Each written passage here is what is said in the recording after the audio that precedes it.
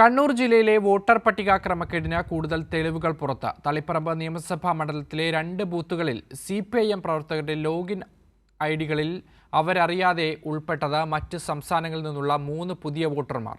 ചുരുങ്ങിയ കാലയളവിനുള്ളിൽ തളിപ്പറമ്പ് നിയമസഭാ മണ്ഡലത്തിൽ മാത്രം വോട്ട് രേഖപ്പെടുത്തിയവരുടെ പേര് ചേർക്കുന്നതിനായി 22,000-ലധികം പുതിയ അപേക്ഷകളാണ് വന്നത്.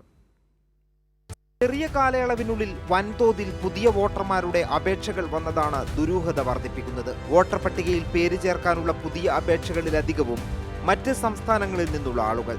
തളിപ്പറമ്പ് നിയമസഭാ മണ്ഡലത്തിൽ മാത്രം വന്നത് 22,252 പുതിയ അപേക്ഷകൾ. ഒരു മൊബൈൽ നമ്പർ ഉപയോഗിച്ചുള്ള ലോഗിൻ ഐഡിയിൽ നിന്നും വോട്ട് കൂട്ടിച്ചേർക്കുന്നതിനായി സമർപ്പിക്കാൻ കഴിയുന്നത് 6 അപേക്ഷകൾ.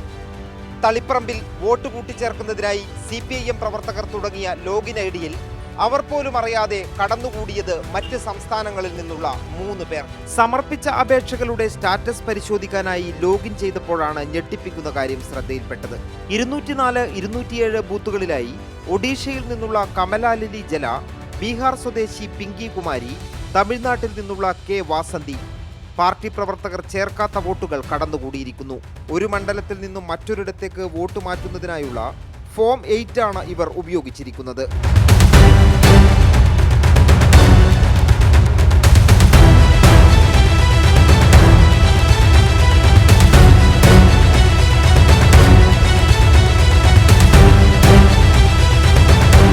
ശക്തമായ മത്സരം നടക്കുന്ന മണ്ഡലങ്ങളിലാണ് മറ്റ് സംസ്ഥാനങ്ങളിൽ നിന്നുള്ള വോട്ടർമാർ ഉൾപ്പെടെ 10,000-കണക്കിന് പുതിയ അപേക്ഷകൾ എത്തിയിരിക്കുന്നത്. ദുരൂഹമായ ഈ വോട്ട് ചേർക്കലിന് മറുപടി പറയേണ്ടത് തിരഞ്ഞെടുപ്പ് കമ്മീഷനാണ്.